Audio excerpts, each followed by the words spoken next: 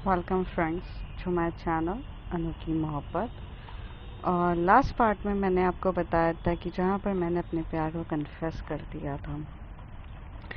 अक्सर हम हमेशा से अपने प्यार को कन्फेस कर देते हैं और उसके बाद हमें जैसा लगता है कि चीज़ें डिफरेंट होगी, पर रियलिटी उससे कोसों डिफरेंट होती है हमारी एक्सपेक्टेशन से। उस दिन गौरी ने मेरे मुंह से वो कन्फेशन सुन लिया था और उसने बहुत प्यार से उसे एक्सेप्ट भी किया था। मुझे उसने ना डांटा, ना चिल्लाया और ना कुछ किया। पर वहाँ से चीज़ें कुछ ज़्यादा ही तेज़ी से बदलना स्टार्ट हो गई थी। बहुत कुछ हमारी ज़िंदगी में बदल गया था। अब हम जब भी एक दूसरे से बात करते थे, तो हम जब फ्लर्ट करती थी मैं उसके साथ, वो फ्लर्ट को इंजॉय तो करती थी, बट अगर मैं सीरियसली कभी कोई अपना इमोशंस उसके साथ एक्सप्रेस करना चाहती थी, तो वो ऑफलाइन हो जाती थी या फिर वो मेरे सवालों के जवाब देना बंद कर दी थी। मैं उससे बार बार पूछती थी क्या हो गया है तुम्हें, तो वो कहती कुछ भी तो नहीं, मैं थोड़ी बिजी रहती हूँ अब हम बड़े हो रहे हैं, अब हम छोटे तो नहीं रहे हैं, हमें भी हमारी लाइफ में और भी लोगों को भी इम्पोर्टेंस देना चाहिए और मैं थोड़ी बिजी रहने लग गई हूँ। इस ड्यूरेशन में जो गौरी थी वो अपने कॉलेज फ्रेंड्स को ज़्यादा इम्पोर्टेंस देना स्टार्ट कर दी थी। मुझे बहुत कम इम्पोर्टेंस देती थी वो। ऐसा नहीं था कि मैं उसके लिए इम्पोर्टेंट नहीं थी, वो मुझसे बात वगैरह करती थी, पर जितनी हमारे बीच में बहुत बातें होती थी वो कम होता था। पहले ऐसा पहले ऐसा होता था कि वो फ़ोन मेरा फटाक से पिकअप करती थी, लेकिन अब ऐसा होता था कि मैं 10 से 12 कॉल करने के बाद वो एक बार पिकअप करती थी। बहुत ज़्यादा सिचुएशंस अलग होने लग गई थी। मैंने इस बारे में जब अपनी फ्रेंड अपूर्वा को बताया कि ऐसा ऐसा हो गया है, तो अपूर्वा कहती है कि कोई बात नहीं, कभी कभार होता है, उसे भी तो समय दो, उसे भी तो चीज़ें एक्सेप्ट करने में टाइम लगेगा। उसे तुम्हारे साथ बदतमीजी से तो बात नहीं करी ना, उसे तुम्हें अवॉइड तो नहीं किया ना।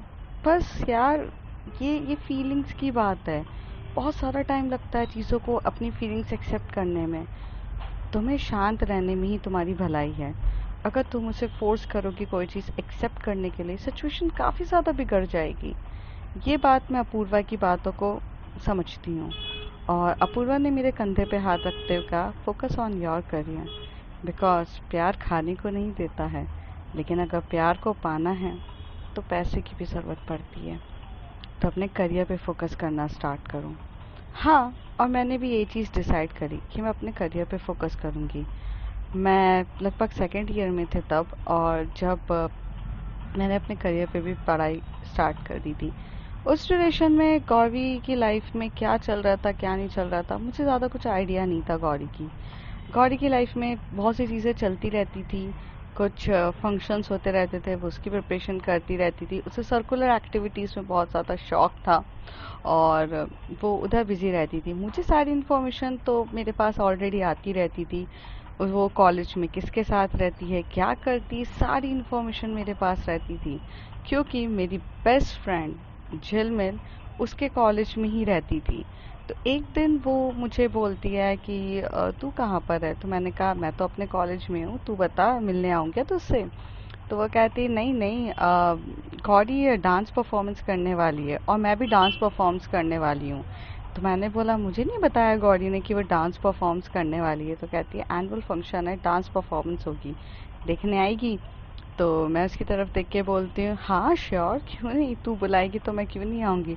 तो कहती है तुझे पता है, तेरी वाली बहुत सेंटर में डांस करने वाली है, and she is a main lead heroine. और दूसरी चीज़, वो बहुत बहुत एग्रेसिव डांस है और वो बहुत ब्यूटीफुल दिखने वाली है और बहुत प्यारा डांस कर रही है, तुझे आकर देखना चाहिए।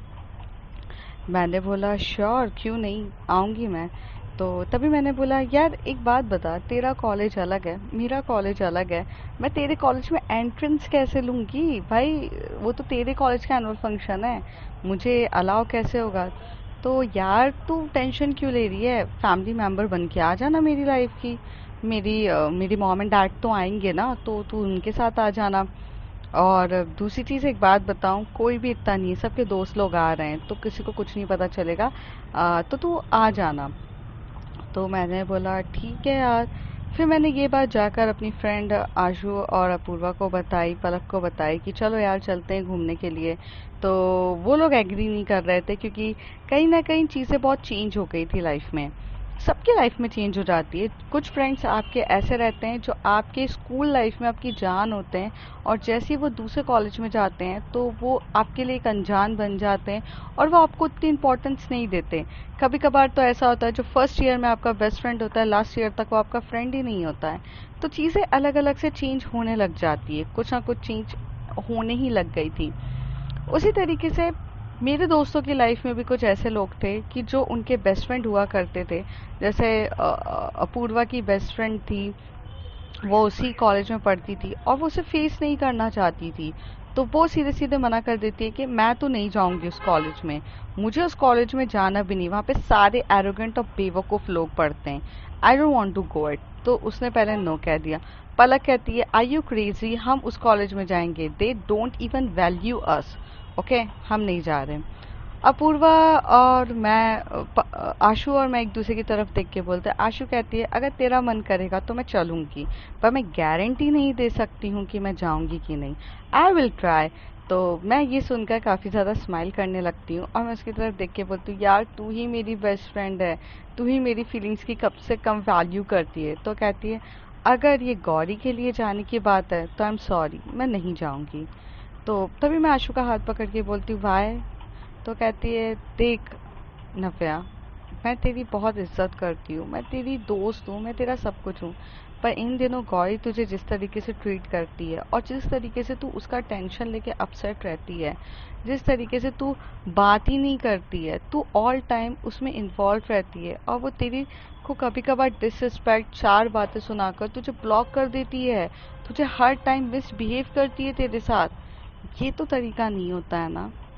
और अगर इसी तरीके से चलता रहा तो शायद तू खुद को भी खो देगी अपने आप को, उसमें तू बहुत इन्वॉल्व है, सो प्लीज लेट इट हर। अगर उसके बारे में बात है तो आई एम सॉरी, मैं नहीं जाऊंगी। तो मैं चुप रहती हूँ, मैं कहती हूँ नहीं नहीं मेरी फ्रेंड जिल मिल की बात है उसमें चलेंगे। तो वो कहती है सोच कर बताएंगे। लेकिन ना वो बेवकूफ़ थी और ना मैं उसे बेवकूफ़ बना सकती थी। आशु ये बात पे एग्री हो जाती है कि मैं सिर्फ और सिर्फ गौरी के लिए जाना चाहती हूँ उस कॉलेज में, इसलिए वो सीधे सीधे साफ साफ मना कर देती है। अब बचती हूँ मैं, मुझे खुद अकेले उसके कॉलेज में जाके उसका डांस परफॉर्मेंस देखना था। हालांकि मैं नहीं जा सकती थी, उसका एक प्रॉब्लम था क्योंकि उसी दिन मेरे गाड़ी ख़राब हो जाती है और मैं बैठी रह जाती हूँ और मैं वो डांस परफॉर्मेंस नहीं देख पाती हूँ। बहुत बुरा लगता है मुझे, मेरी आंखें भर सी आती है और मुझे हर्ट होता है। फिर नेक्स्ट डे जब मैं कॉलेज जाती हूँ तब आशु मेरे बाजू में आके बैठती है और पूछती कल गई थी तू? तो मैं उससे बोलती हूँ नहीं मैं नहीं गई। तो वो मुझे बोलती हैं क्यों, क्या हो गया था? तो मैंने उसे बताया मेरी गाड़ी ख़राब हो गई थी और मेरे पास कोई था भी नहीं जाने के लिए, इस वजह से मैं नहीं जा पाई। तो वो मेरा हाथ पकड़ के बोलती है listen sweetheart, I know you are very very crazy about her, but trust me, self-respect is most important thing in your life. If she ignores you, let her ignore you. उसके पीछे कुत्तों की तरह मत भाग, जितना भागेगी वो और दूर जाएगी, उसे छोड़ दे। अगर वो तेरी इज्जत करती है, तेरी कदर करती है तो वापस आएगी, और अगर नहीं आना है तो उसे जाने दे। आशु को उस समय तक ये नहीं पता रहता है कि वो मुझसे दूर क्यों हो रही है और किस वजह से। उसे सिर्फ ऐसा लग रहा था कि हमारी बीच की फ्रेंडशिप है, बट मोर देन फ्रेंडशिप है। लेकिन उसे ये नहीं पता रहता है कि यार उसका स्ट्रेंज बिहेवियर इसलिए हो चुका है क्योंकि because I confess my love towards her. और शायद अगर मैं उस दिन वो प्यार नहीं कन्फेस करती तो चीज़ें इस तरीके से बिटर नहीं होती। वही दिमाग में मेरा चल रहा था, शायद मुझे अपूर्वा की बात को इतना सीरियसली नहीं लेना चाहिए था, बट अपूर्वा ने जब मुझे ये बात समझाई थी तो मुझे ऐसा लगा कि कर देना चाहिए। दूसरे टाइम अपूर्वा उसे टैप करके बोलती डोंट वरी यार, कोई बात नहीं होती है। वेल अगर तुझे डांस देखना है तो मिल जाएगा, मेरे दोस्त लोग भी उसी कॉलेज में पढ़ते हैं, तू चाहे तो डांस देख सकती है। तो मैं उसकी तरफ देख के बोलती हूँ पक्का? तो वो मुझे बोलती है हाँ।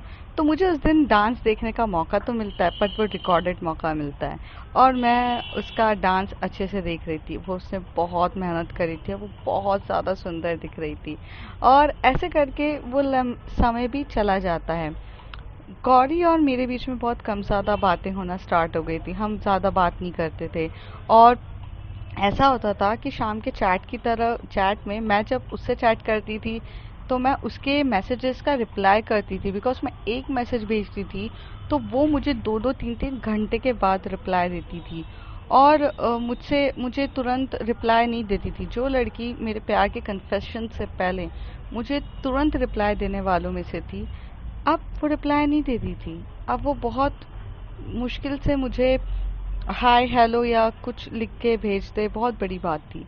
एंड मैं बहुत वेट करती रहती थी कि वो रिप्लाई देगी, वो रिप्लाई देगी। मैं रात रात भर उसके मैसेजेस को वेट करती थी। ऐसा नहीं था कि उस समय मैं किसी और से चैट नहीं करती थी, तो मेरे पास भी मेरे फ्रेंड्स लोग थे, मैं चैट तो करती थी। पर बोलते ना, दिल धड़कना और किसी की तड़प में आना, बस उसी के एक मैसेज की तड़प बहुत रहती थी। और मन करता था कि बस वो एक रिप्लाई देते तो रात को सुकून से नींद आ जाए। बट ऐसा होता नहीं था। और लास्ट में अगर हम कोई सवाल पूछे तो वो सवालों का जवाब तो नहीं देती थी, बस लास्ट में गुड नाइट लिखकर छोड़ देती थी। ऐसे ही सिलसिला चलता रहा। मेरी सिस्टर जो प्रेग्नेंट थी, मेरी बड़ी सिस्टर जिसकी शादी हुई थी, फिर वो प्रेग्नेंट हो गई थी और फिर वो बेबी होता है, उससे पहले पहले तक हमारे बीच में और ज़्यादा लड़ाई झगड़े स्टार्ट हो चुके थे। और जब मेरी दीदी को एक छोटी सी बेबी होती है, वो कोई बेबी गर्ल होती है, और मैं उसे देख के काफ़ी ज़्यादा एक्साइटेड थी, तो मैं ये बात एक्चुअल में गौरी को बताती हूँ कि बेबी हुई है। तो वो भी काफ़ी ज़्यादा खुश होती है और कहती है कि मैं आऊँगी तुमसे मिलने। मैं ऐसे देखने लग गई और देख के बोलने लग गई, क्या तुम सच्ची में आओगी? पर तुम तो मुझसे गुस्सा और लड़ाई झगड़े चल रहे हैं। तो कहती, शट अप, फ़ोन रख दो। और ऐसे करके वो फ़ोन रख देती है। मैं यहाँ पे सोचती हूँ ये लड़की चाहती क्या है मुझसे? इसका अलग ही एटीट्यूड चलता है, क्या करती है मेरे साथ? इस तरीके से बिहेवियर तो सही नहीं है।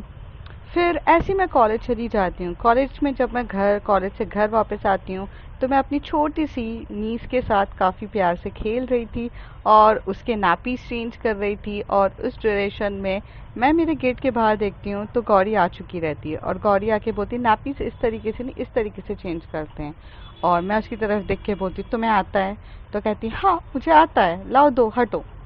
तो वो मेरे हाथ में एक बैग थमाती है और उसके बाद वो पाउडर लेती है, बेबी के ऊपर डालती है और उससे बहुत प्यार से नैपी चेंज करती है और उसे गोदी में लेकर बोलती, इस तरीके से करना सीखो। उचित देर में मेरी दी आ जाती है और मेरी मॉम भी आ जाती है और वो कहती है, हाय गौरी बेटा, तुम कैसी हो? तो वो बोलती है, हाय दी, मैं अच्छी हूँ। दी, बेबी तो बहुत क्यूट है। तो वो कहती है कि हाँ बहुत ज़्यादा क्यूट है और तुम्हारी जैसी है। तो वो कहती है कि हाँ मेरी जैसी है, बहुत प्यारी है। हाँ, और वो उसे बहुत प्यार से देखती है, बहुत प्यार करी रहती है। मेरी तरफ तो वो मुझसे तरफ देखती तक नहीं है, लेकिन वो मेरी दीदी से इतने प्यार से बात कर रही रहती है, मेरी मॉम के साथ बात करती है। तभी मेरी मॉम कहती हैं कि मैंने ना अभी अभी भजिए बनाए हैं, तुम खाओगी? तो वो कहती है, हाँ आंटी मुझे कोई इशू नहीं है, आप ला दीजिए। तो वो वहाँ बैठ के खाती भी है, आराम से बात भी कर रही रहती है, इतने प्यार से बेबी को गोदी में भी लेके खिलाती है, बहुत कुछ होता है। थोड़ी देर के बाद वो बैग मुझे बोलती है, जो मैं तुम्हें बैग दिया है वो दो। तो मैं उसके हाथ में बैग देती हूँ। उस बैग के अंदर छोटा सा खिलौना था जो वो बच्चों के लिए लेकर आई थी और वो लेकर देती है और कहती है, दी हमारे घर में ना कपड़े दिए जाते हैं बच्चा जब भी होता है। तो मैं सॉरी, मैं थोड़ा सा शॉर्ट टाइम में आ पाई तो मैं कपड़े नहीं लेकर आई, पर मैं टॉय लेकर आई हूँ, चलेगा? तो दी बोलती है, अगर तुम कुछ भी नहीं लेकर आती हो, तुम ऐसे भी आती तो भी चलता, कोई ज़रूरत नहीं है फॉर्मेलिटी करने के लिए। गौरी एक्चुअल में मेरे घर वालों की सबकी फेवरेट थी। एक बोलते हैं ना कि सबको वो बहुत पसंद थी, उसका बिहेवियर, उसके बात करने का। हाँ, गुस्से वाली वो काफ़ी थी, एरोगेंट थी, लेकिन मेरे घर वालों की सबकी फेवरेट थी। मेरे घर में ऐसा कोई बंदा नहीं था जो उसे पसंद नहीं करता था। और सेम चीज़ उसके घर में भी थी। उसके मॉम एंड डैड की मैं फेवरेट थी। उन्हें तो मैं अच्छी लगती थी क्योंकि मैं बहुत समझदार थी, पढ़ाई में फोकस थी, हर चीज़ वैल्यूएबल बातें करती थी। और उसकी दीदी लोग भी मुझसे बात करती थी और उसका एक छोटा सा भाई भी था गौरी का, वो भी मुझसे बात करता था। इस तरीके से मैं भी उसकी फैमिली में काफ़ी इन्वॉल्व थी और वो भी थी। हमारे बीच की ऐसी नोक झोंक तो हमेशा से चलती थी। 6 महीने हम प्यार से बात करते थे तो 6 महीने हम लड़ाई करते थे। हमेशा से मेरे बर्थडे के बाद से लड़ाई होना स्टार्ट हो जाती थी और उसके बर्थडे पे आके वो लड़ाई ख़त्म होती थी, क्योंकि मुझे पता रहता था कि उसके बर्थडे पे आने स्टार्ट हो गई है। तो ऐसा था कि अगर दिसंबर के बाद से लड़ाई स्टार्ट होगी तो अगस्त में जाके ख़त्म होगी, और अगस्त से दिसंबर तक का पीरियड हम बहुत इंजॉयफुल तरीके से बात करते थे। इसी तरीके से हमारी लाइफ चली रही थी।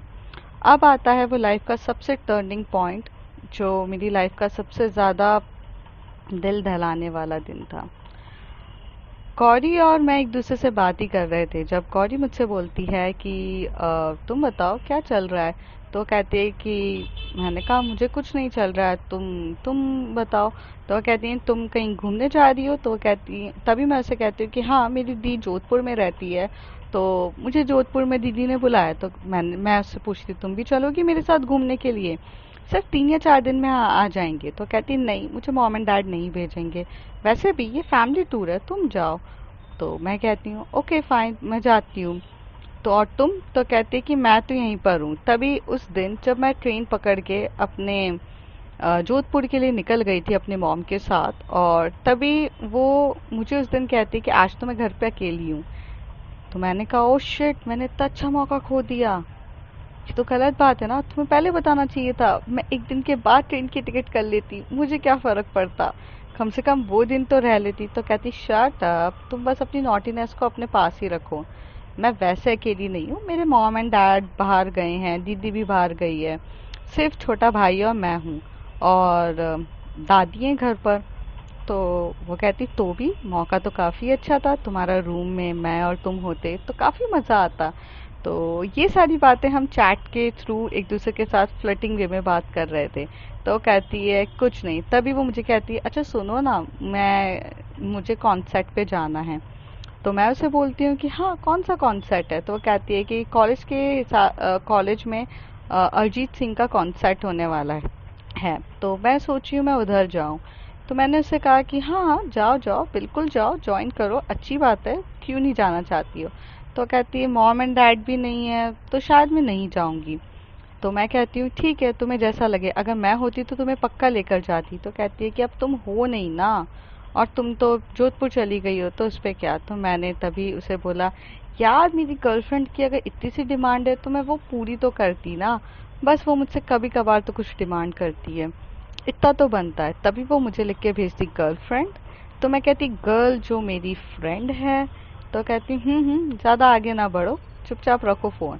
और ऐसे करके मैं उसे tata bye bye good night करके रख देती हूँ कि ट्रेन के टाइम पे हमारी कन्वर्सेशन होती है। नेक्स्ट डे मैं अपनी दीदी के यहाँ पहुँच जाती हूँ, और मैं जोधपुर में काफ़ी ज़्यादा इंजॉय कर रही थी, क्योंकि मैं अपनी दीदी के पास गई थी, अपनी नीस के साथ खेल रही थी, और मैं बहुत इंजॉय कर रही थी।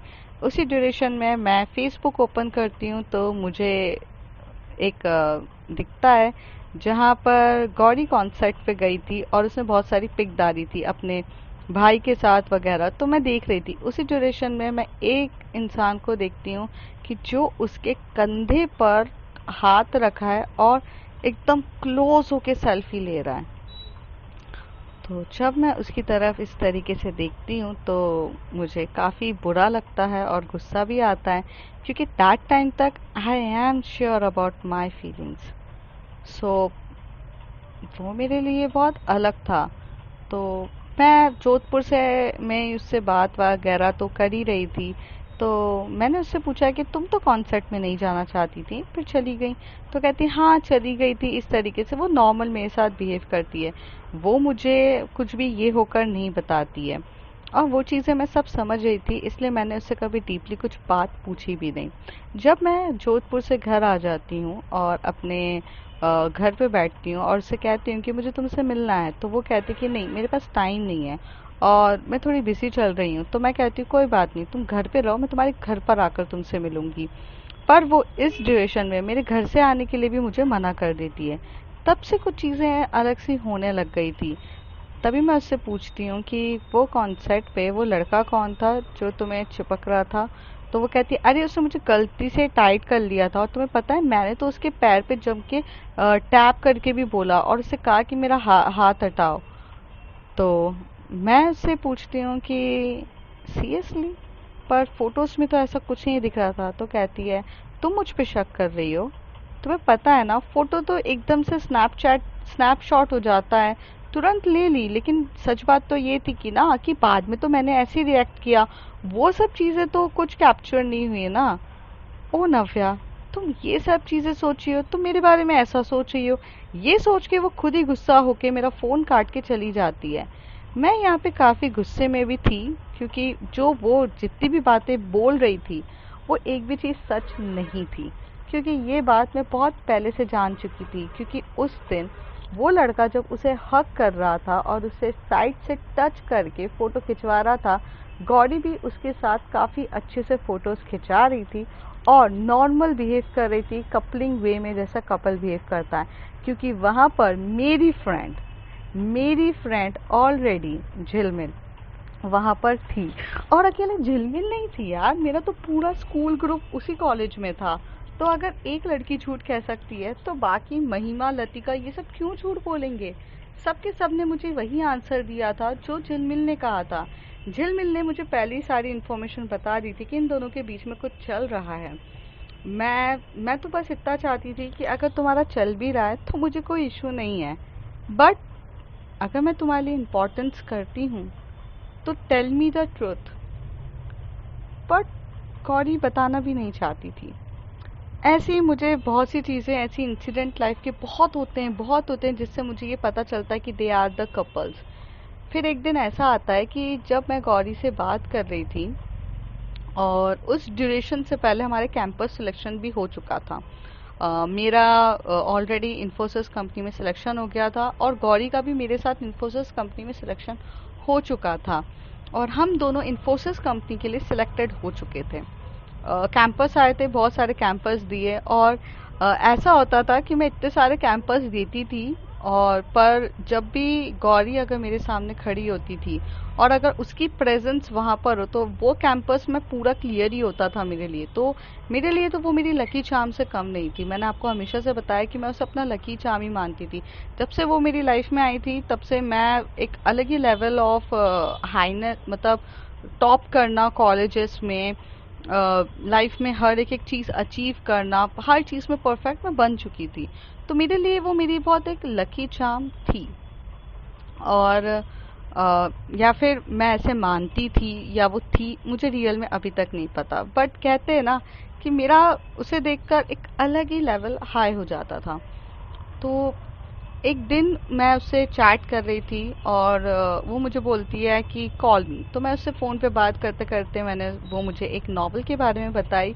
तो मैंने उससे बोला कि क्या प्रॉब्लम है, तुम्हें नॉवल चाहिए तो मैं तुम्हारे लिए बुक कर देती हूँ, एंड मैं तुम्हारे घर का एड्रेस डाल देती हूँ और तुम वहाँ से ले लेना। तो कहती है नहीं नहीं, मेरे घर का एड्रेस मत डालो। तो मैंने कहा देखो, तुम्हारे घर में सब मुझे जानते हैं और अगर मेरा नाम डिस्प्ले भी होगा तो कोई प्रॉब्लम नहीं है। वैसे भी कौन सा तुम्हारा कोई सा बॉयफ्रेंड है जिसकी वजह से इतनी प्रॉब्लम हो जाएगी? तभी उसके मुंह से एकदम से फ्लो में निकल जाता है मेरा बॉयफ्रेंड है, and I am frozen that time, completely frozen.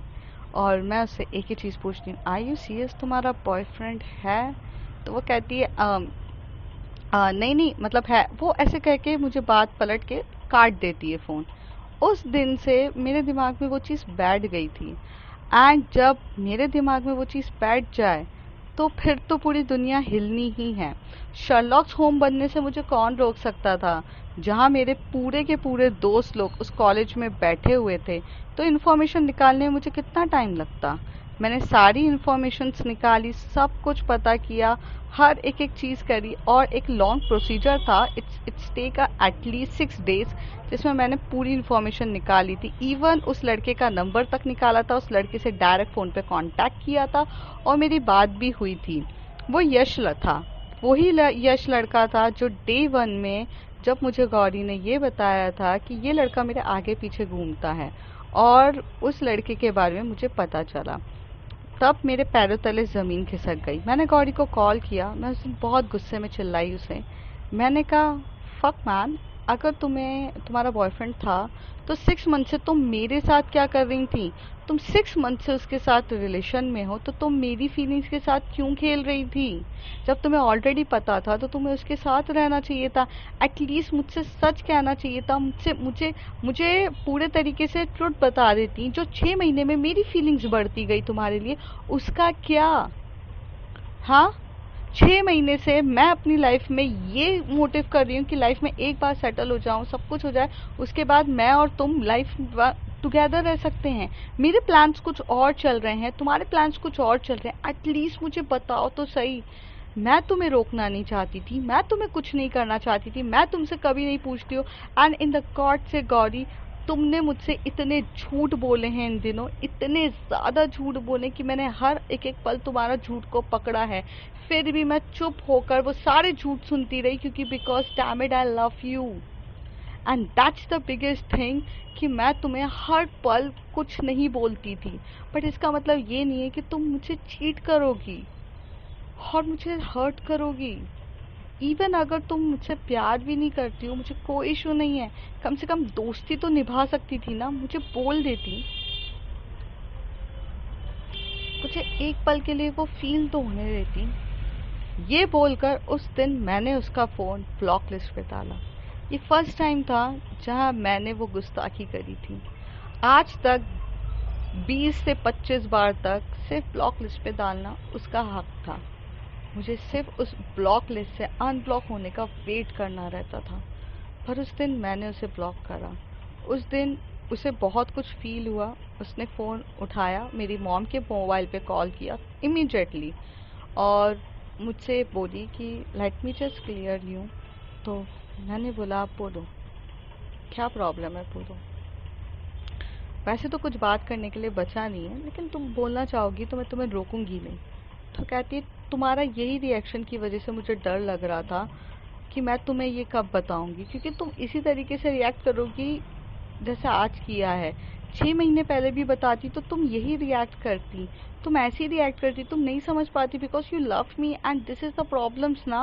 And I don't want to lose you, तुम मेरे लिए बहुत इंपॉर्टेंट हो, ये हूँ वो हूँ। वो मुझे बहुत सारी बातें सुनाती है और उसकी एक हमेशा से आदत थी कि वो मुझे मैनिपुलेट बहुत अच्छे से करती थी इमोशनली तरीके से, क्योंकि उसे पता था कि मैं काफ़ी ज़्यादा इमोशनल हूँ। तो वो मुझे मैनिपुलेट भी अच्छे से करके उसने ये बता दिया।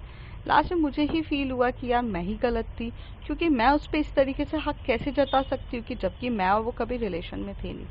उस दिन से मेरा उसके लिए प्यार तो बहुत था पर हक नहीं था, और जहाँ हक नहीं होता है वहाँ चीज़ें अलग हो जाती हैं। फिर मैं उससे नॉर्मली बात करती थी, क्योंकि मोहब्बत में ना किसी को किसी और से भी मोहब्बत हो जाए ना तो अपनी मोहब्बत को हम छोड़ते नहीं हैं, और मैंने उसे छोड़ा नहीं था। मैं उसकी बातें सुनती थी, समझती थी। धीरे धीरे मुझे पता चलता गया कि ये किस टाइप का रिलेशन है उसके उसके बॉयफ्रेंड के साथ। वो अपने बॉयफ्रेंड के साथ टोटली कंफ्यूज्ड है, उसे समझ में नहीं आ रहा है। वो बात तो कर रही है पर वो उस बातों से निकल नहीं पा रही है। उसे समझ में ही नहीं आ रहा उसे क्या करना चाहिए। वो बहुत कंफ्यूज्ड है। वो मेरे पास आकर मुझसे बातें करती है, वो मुझे बताती है कि मैं क्या करूँ क्या नहीं। इतनी कंफ्यूज तो वो मेरे साथ कभी भी नहीं रही। मैं बस चुपचाप सुनती थी। तो एक दिन मैं उसे बोलती हूँ कि व्हाट, तुम इतनी कंफ्यूज क्यों हो, तुम उसके साथ खुश नहीं हो क्या? तो वो कहती है कि नहीं, मैं खुश हूँ। एक्चुअली मुझे नहीं पता क्या चल रहा है, मैंने उसे बॉयफ्रेंड तो बना लिया है, लेकिन मुझे ऐसा लगता है कि मैं उसके साथ रह सकती हूँ कि नहीं, बिकॉज मुझे मुझे अजीब सा फील होता है। नव्या, मुझे समझ में नहीं आ रहा है। तब मैंने उस दिन उसकी हेजिटेशन और उसकी वो कंफ्यूजन को फील किया। आज तक मैं कंफ्यूजन में रहती थी, बट उस दिन मैंने उसी कंफ्यूजन को फील किया। मैंने उसे बोला, calm down Gauri, calm down Gauri, शांत हो जाओ। कोई तुमने स्टैम्प पेपर पे लिख के नहीं दिया है कि तुम्हें उसके साथ लाइफ टाइम तक रहना है, ना तुमने उस पेपर पे सील और सिग्नेचर करे हैं। तुम रहो उसके साथ, तुम्हें अच्छा लगता है तो उसके साथ अच्छे से रहो, नहीं लगता है तो छोड़ दो। कोई जबरदस्ती नहीं है और कोई तुम्हें प्रेशराइज नहीं कर रहा है। इट्स जस्ट अ थिंग कि इफ़ यू फील गुड तो देन स्टे फॉर लाइफ। तो तभी वो कहती है, तुमने मुझसे एक बात कही थी नव्या कि अगर किसी का हाथ थामूं तो जिंदगी भर थाम के रखूं, तो मैंने उसका हाथ थामा है तो छोड़ दूं? तो मैं उसकी तरफ हंसते हुए कहती हूँ, मैंने ही ये बात कही थी कि किसी का हाथ थामो तो जिंदगी भर थामो, लेकिन वो हाथ थामने वाला बंदा जिंदगी भर तुम्हें अगर टॉक्सिक तरीके से तुम्हारे साथ रहे, तुम्हें बदलने के लिए कहे, तो भाई वो प्यार तो नहीं है ना। और जब तुम्हें उस रिलेशन में घुटन होने लग जाए तो वो नहीं रहना चाहिए। So it's up to you. अब तुम इसी चीज़ को लेकर बैठना चाहती हो तो ये तुम्हारे ऊपर है, या तो फिर तुम उसे छोड़ के मूव ऑन करना चाहती हो, ये भी तुम्हारे ऊपर है। मैं इस बारे में तुम्हें कुछ भी नहीं कह सकती हूँ। पर उस दिन मैंने उसे बहुत काफ़ी हद तक अच्छे से समझाया था, और ये बात सुन के वो काफ़ी खुश थी। उसके अंदर का जो कॉन्फिडेंट लेवल, जो एक एक चार्म था, कॉडी का एक चार्म था, वो चार्म मुझे उन दिनों उसकी लाइफ से मिसिंग दिख रहा था। उसके चेहरे का वो ग्लो, उसकी वो जो स्पार्कनेस, वो एटीट्यूड, वो सब मुझे डिस्ट्रॉय होते हुए दिख रहा था। और मैं उन दिनों कुछ कह नहीं सकती थी क्योंकि मेरा हक नहीं था। मैंने वो सब चीज़ें देख रही थी उसकी लाइफ में। फिर एक वक्त आता है इन्फोसिस, जहाँ हम लोग इन्फोसिस में चले जाते हैं।